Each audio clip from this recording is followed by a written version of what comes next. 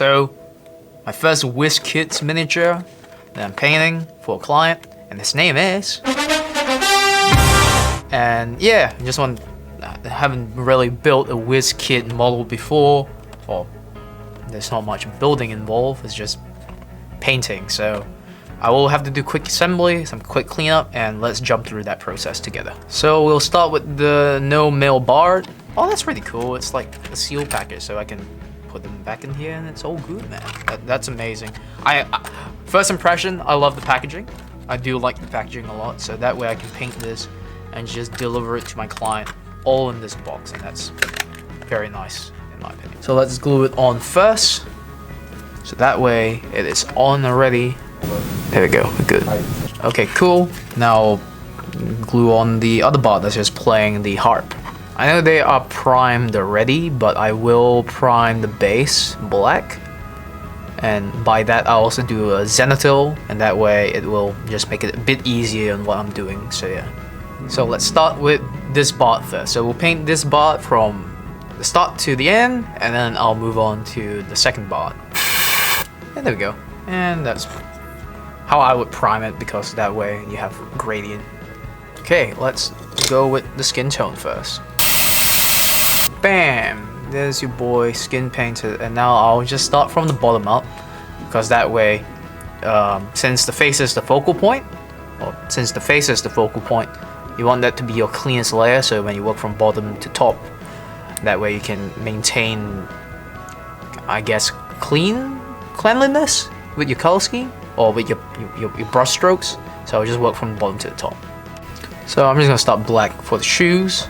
I'm making them black because it's an easy color to work with.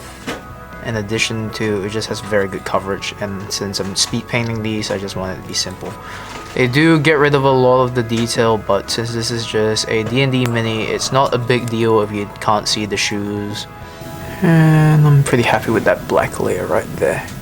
Now I'm gonna do some purple, and I'm gonna do purple for just pants, because I think it'll look really nice to have some purple there, because it just brightens the mini up a lot. So yeah. And I personally wouldn't worry too much about the places you can't really reach, because people won't really see it, and once we do a wash, it should blend the blacks and the purples together. Well, the wash will dull things down a bit, so you want to bring that back up. You can give it another coat of the color, or you can just dry brush it on. Okay, cool. While I wait for the purple to dry, I'm going to do the coat now.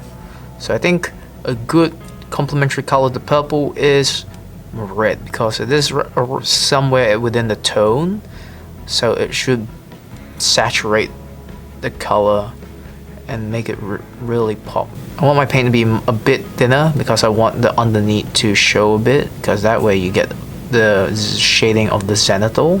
So I think with one coat of this, you should be able to get like the gradient and all that stuff that you want. But don't worry about this step too much, because once you put the wash over, it blends everything in nicely. I wish the mini was more detailed. Everything is kind of like blending into each other, and I just don't know what I'm painting sometimes. But at least I have the reference picture here to kind of help, but it's not the best, and I just don't know what to mostly do. But other than that, he is looking very clean. I'm pretty happy with that. This is the blue, and I think it's a very nice blue, because it's like a very saturated blue. Let me see, there we go. It will make the arm pop. He's blue, but I think I will need to do a second coat, because it's looking really thin, especially there. I don't know why that's looking so thin. I will have to go with a second coat. While I wait for the blue to dry, I'm gonna try to paint as much of the leather detail as I can. So using a brown, I'm gonna try painting that first. Now I'll paint this harp, because that's pretty, because the blue still looks a bit wet, so I will paint his harp first.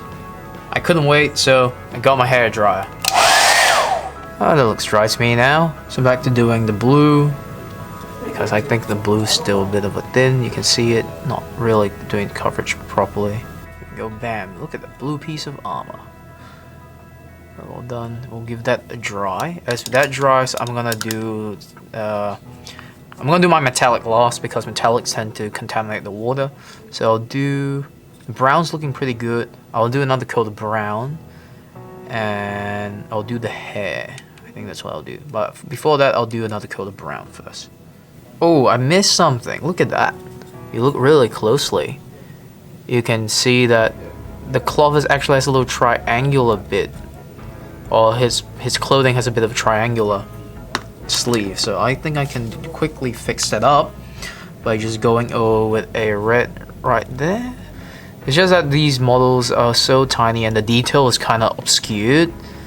You can't really see much. And yeah, we'll wait for the paint to dry and we'll move on to the next step.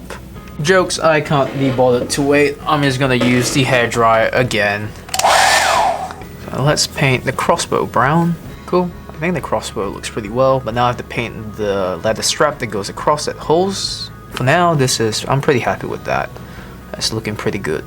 Now I'm gonna paint orange on the hair. And I think that orange and the blue armor really pops because it's a nice complementary color.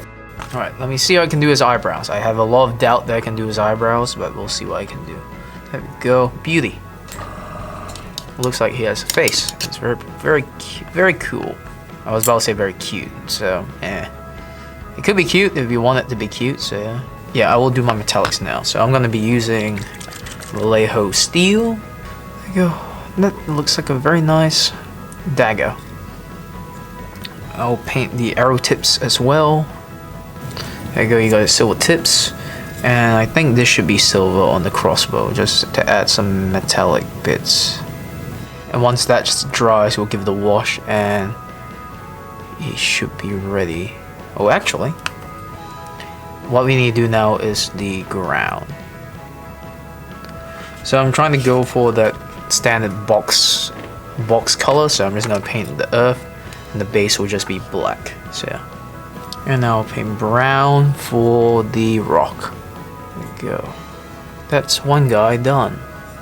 Oh, well, he's not done. I have to touch him up and do the washes. So I'm just gonna touch up the base just to make sure everything's clean. Bam. Once that's dry, I'll give it a wash and we should be good. So I got like a little bit of texturing from the brush and I can't seem to get it right. So I'm just gonna use my fine airbrush to make sure that it's evenly coated. So yes. Beauty. That's done and I will give it a wash and we should be good.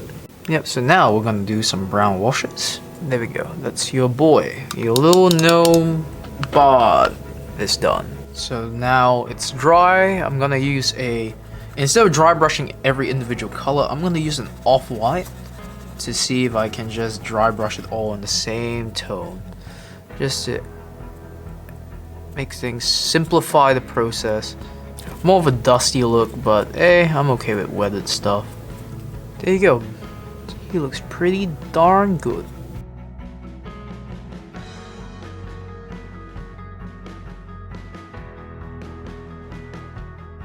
So using the same basic principles that I painted the first mini with, I just carried that over to the other minis that I painted. I'm just going to showcase some of the minis. So this is the alternate bard. And now let's show the Druids. This one has a more muted color scheme.